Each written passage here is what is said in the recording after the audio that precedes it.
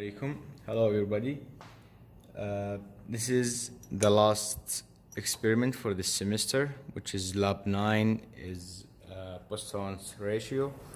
I think you talked with the engineer Khalid about the Boston's ratio at the lectures. So just previous information. As you know, the Boston's ratio is when you affect the material with the tension or combustion force. The cross-section of area, it will different depend on the force that you affected.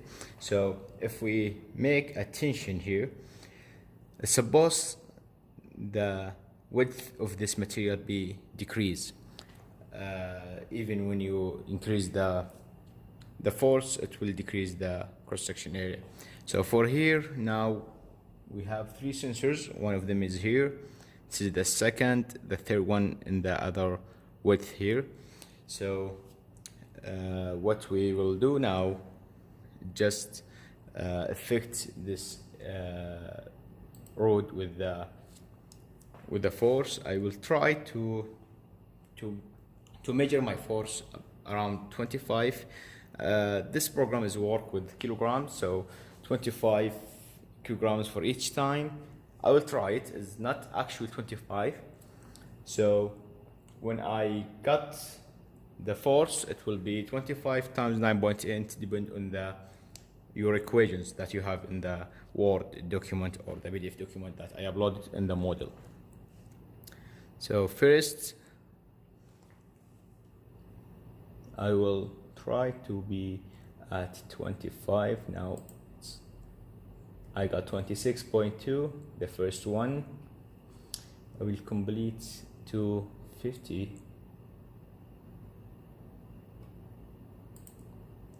I got 49.7, then 75. I just increase 25 each time till I like 4 or 5 readings.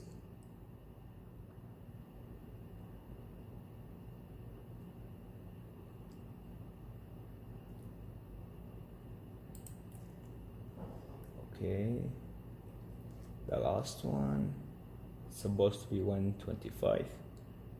Hopefully I can got it. So what I got is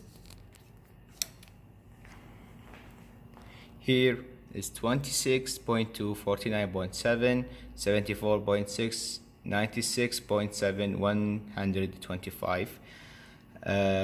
Then you have actually to calculate the delta P, which is the delta P is got from 49.7 minus 26.2, then we got 23.6. The second reading, or which is the third reading actually, is the third reading of B is 74.6 minus 49.7, then we got 24.8, and so on for all the readings. Also for the sensor 1 and sensor 2, also sensor 3. All of them, when we got the deltas, it's same thing.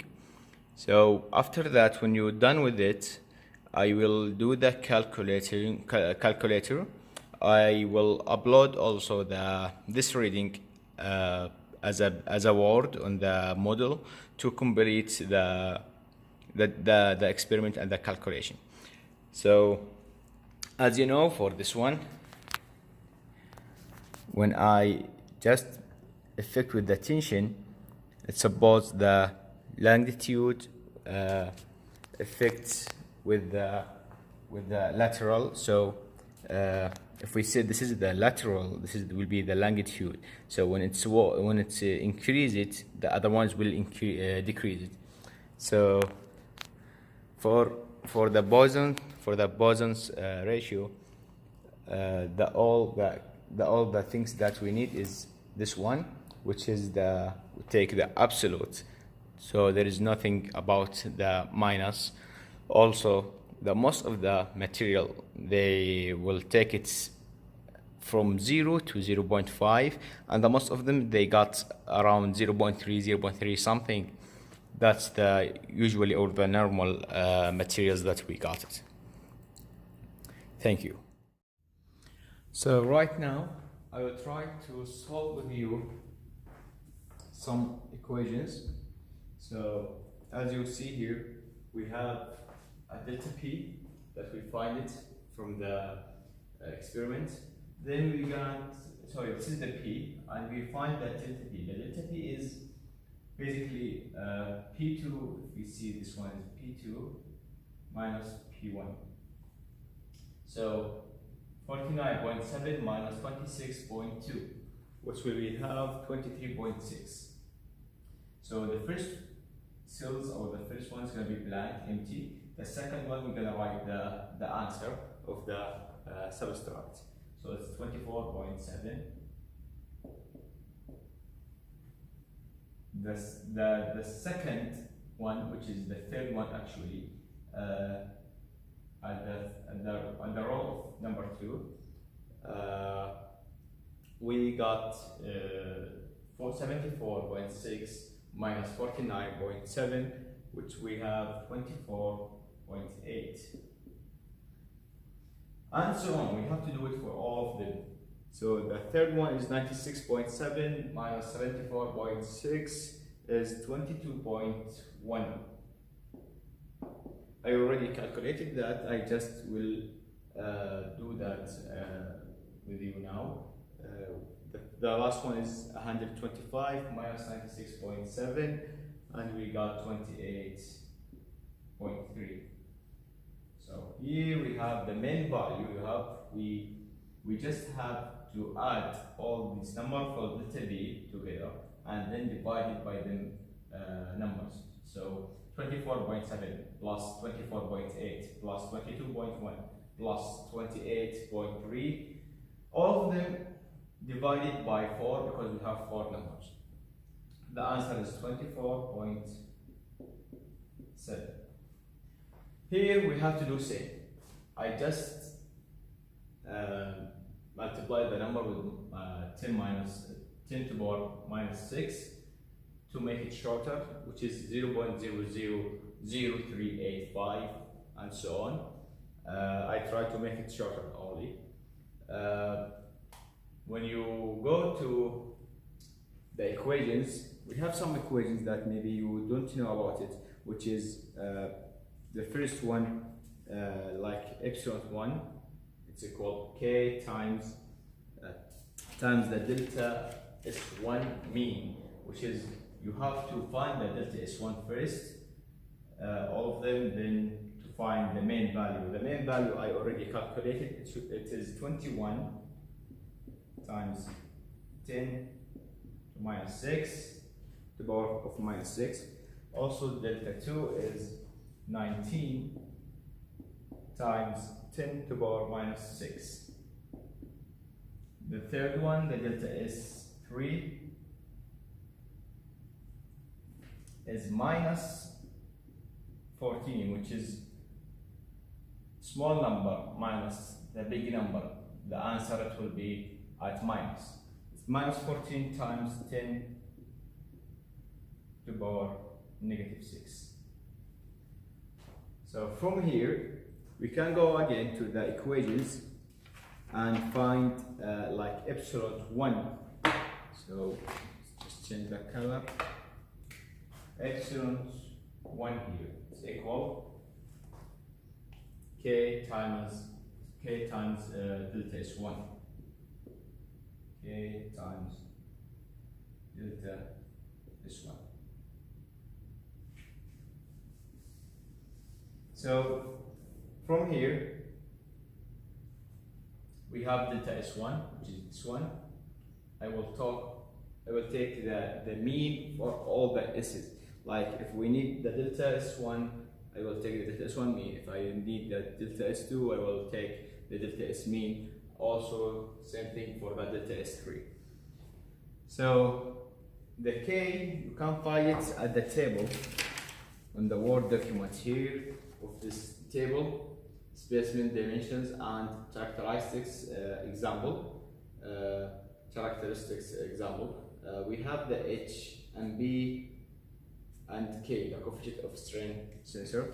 The coefficient of strain sensor, that's what we need now here, which is will be 1, so it's equally 1 times 21 times 10 minus 6, which will be usually as this one, 21 times 10 to the power negative 6. This is the epsilon 1.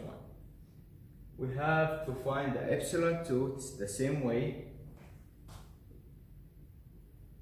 which is going to be k times delta S2, and k, as what I said to you, is 1, so basically it's 19 times 10 to the power negative 6 also.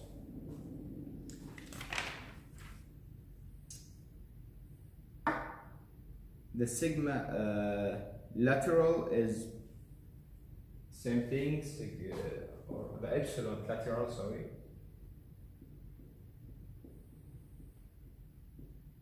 It's k times delta is 3, and as you know, k is 1, so it's equal minus 14 times 10 to the power negative 6.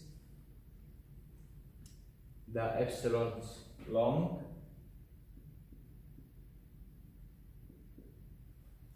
it will be epsilon 1 plus epsilon 2 over 2. It means the mean of the epsilon 1 and 2.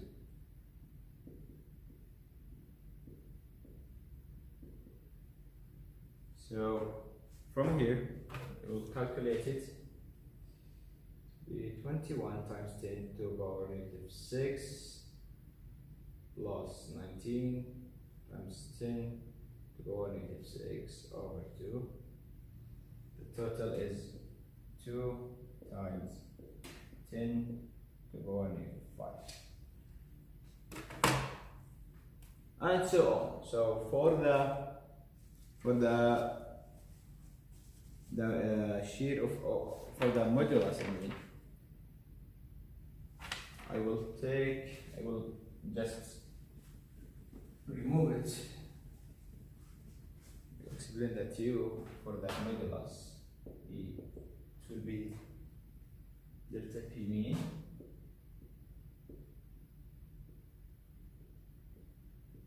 times 9.8, which will be in Newton. So it's a kilogram times 9.8, the gravity, it will give to us the Newton, over F times log, epsilon log. The F is B times H. B and H go back to the table of displacement, dimensions, and characteristics example. So we have B and H here, which is the B is 4.5 times 10 to the power negative 3, and H is 1.34 times 10 to the power negative 2. So the answer is of the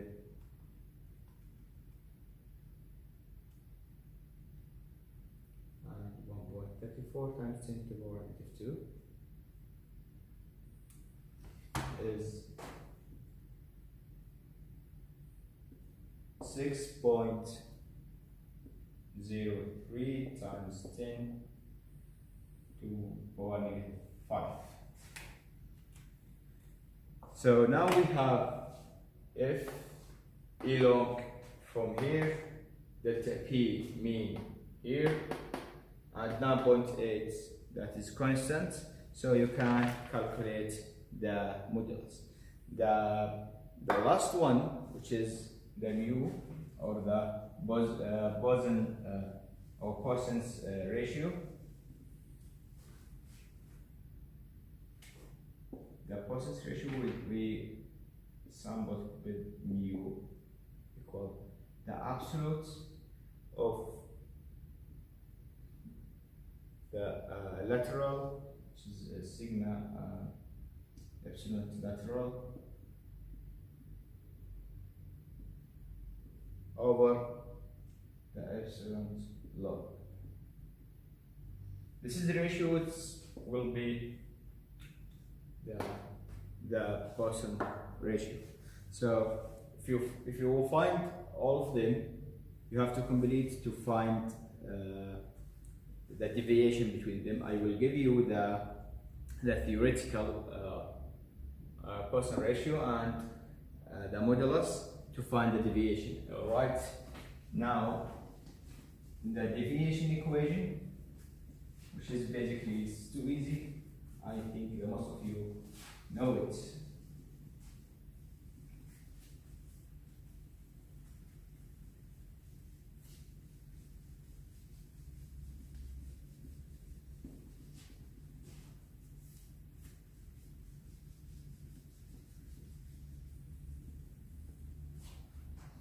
So right now the deviation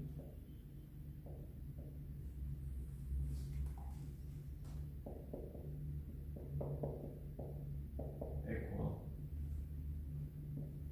theoretical minus experimental over the theoretical times 100. So if you want to find the mu deviation, you have to find just put the theoretical that I will give it to you here and put your number from the experimental here, then again put the theoretical here, then the answer is just times it with 100. Then you will find the deviations. It's supposed to be between the Poisson ratio. It's supposed to be between from 0 to 0.5, whatever, and the most of the material they take 0.3 or 0.3 something, and then that's the most of the materials. But for our experiments, we have no idea about the numbers, so hopefully we got in the right way. Thank you.